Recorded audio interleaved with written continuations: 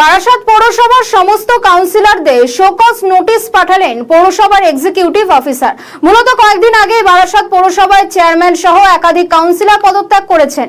BJP বিধায়ক বলেন, কাজ করছেন না ঠিকভাবে, সেই কারণে শোকজের নোটিশ তো পেতেই হবে।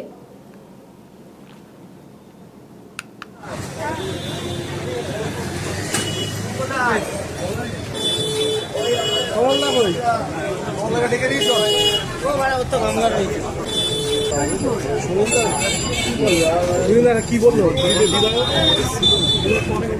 পরিচয় দিয়েছে কাউন্সিলররা, তাদের মধ্যে জিতিয়েছে, তারা এক এক হত্যা করেছে এবং এটা জনগণের সঙ্গে বিশ্বাসঘাতকতা করেছে, তার জন্য প্রকাশ করেছে।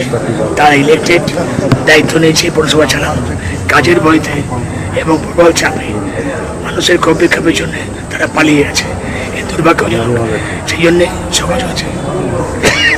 কতজন সবাইকে আমি শুনলাম সকাজ হবেই, কাজের কমিটমেন্ট করে তারা কাজ করছে না, সব কাজ পৌরসভায় বন্ধ হয়ে আছে, তারা পালিয়ে যাচ্ছে, কেউ রিজাইন দিচ্ছে।